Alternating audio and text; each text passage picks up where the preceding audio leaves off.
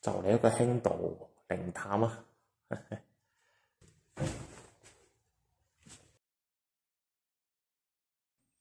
好啦，今日我又重遊舊地，我又嚟到咗甲板村啦。呢次係我第一次以觀光嘅角度嚟呢度參觀。哇！呢種門古董嚟嘅呢啲，防盜門嚟嘅以前嘅。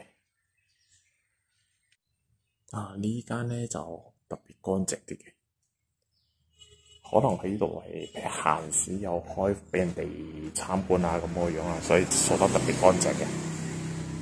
甲板國名為白班，亦即木板。據說19世紀甲板有一木工廠，馬里人響森林斬伐樹木，華人響工廠鋸木，因而取名甲板。當地人話先有甲板後有怡保，因為怡保係響19世紀末先開始發展，而甲板就可以追溯到1847年，因為甲板早期盛產石米，曾有輝煌的歷史。1847年巔峰時期，響大街就有150多間嘅房，而人口達到2500個人。但係好景不常，隨着石礦業的沒落，人口外遷，甲板封控不再，漸漸被人遺忘。而今日嘅老街成為咗活的博物館，路坊路店保持原始建築風貌，讓人緬懷昔日曾是繁榮昌盛的石鎮。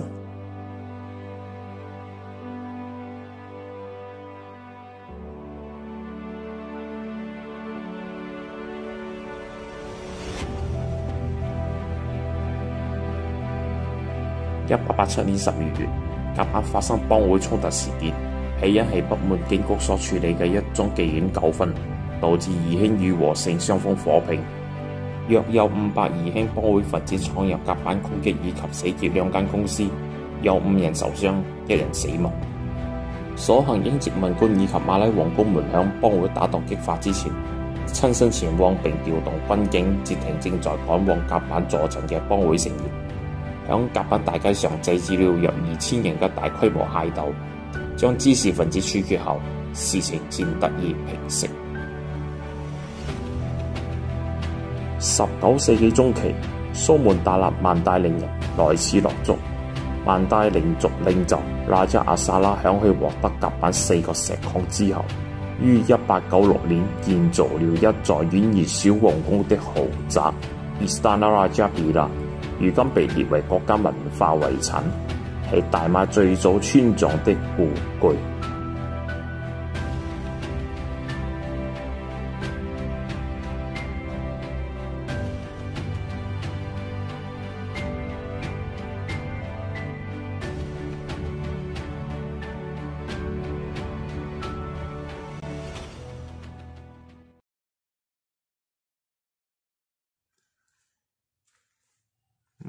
入邊係咁個樣嘅，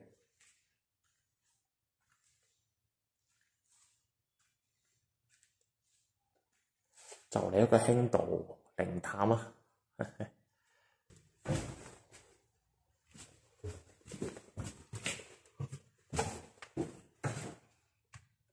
哇！蜘蛛網啊！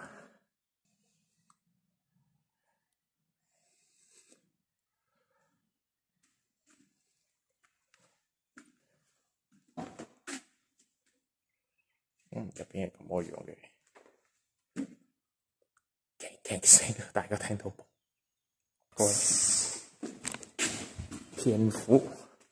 蝙蝠，好，其實樓上就係咁樣嘅啫。暫時咁樣先，行緊出先。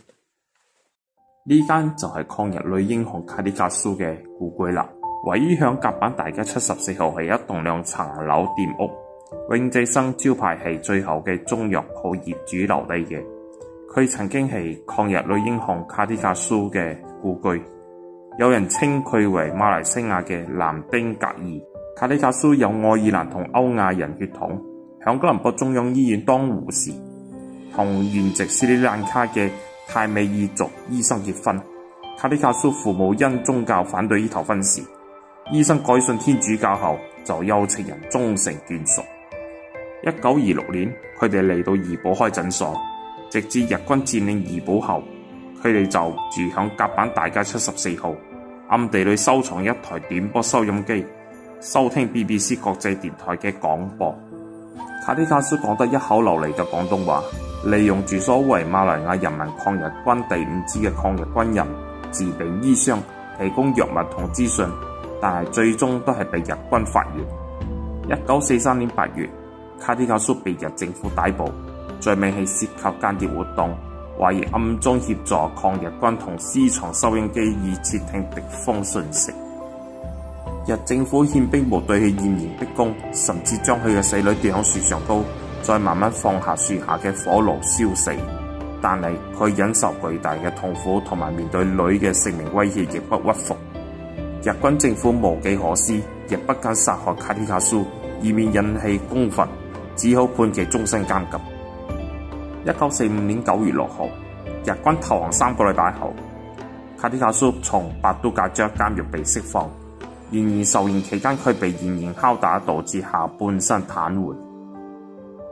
卡迪卡蘇出獄後，甲板所有人夾道英雄式地歡迎佢嘅歸來。卡迪卡蘇以受傷軍人嘅待遇被英政府送往英國治療。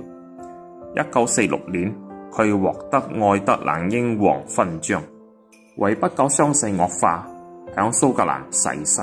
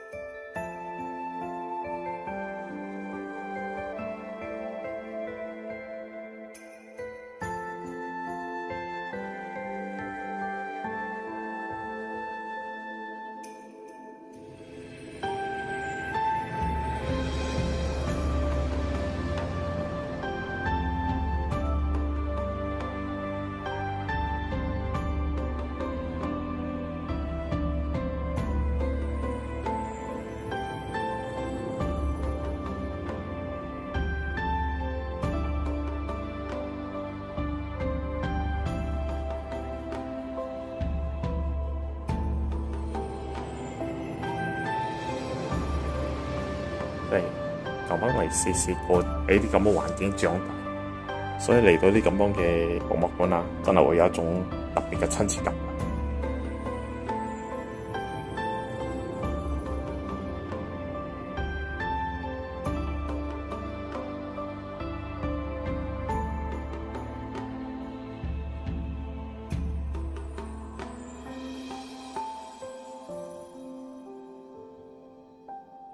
老母神氣啊！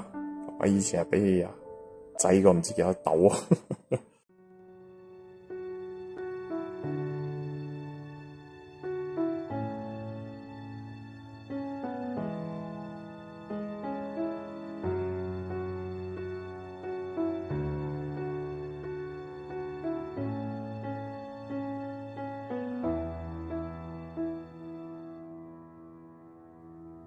甲板觀音古廟響甲板開埠時就已經存在，其歷史比霹靂州其他古廟更為悠久。又指該廟建於1847年，並於1898年重建。據悉，早年曾有人響木板加工廠附近睇到觀音顯靈，於是便在1989年搬到現址重建廟宇。重建廟宇時採用了唔少從中國帶來的建材以及器材。廟內如今仍保留住唔少歷史古蹟，包括光緒24年1898年的香爐、光緒32年1906年的古鐘等。廟內的神台上雕刻着各種栩栩如生的雕像，將唔同的神話故事以及傳說人物組合響神台上，係古蹟之一。好啦，今日重遊甲板村嘅影片就到此結束啦。希望呢個影片會讓大家更了解關於霹靂州甲板村嘅歷史啦。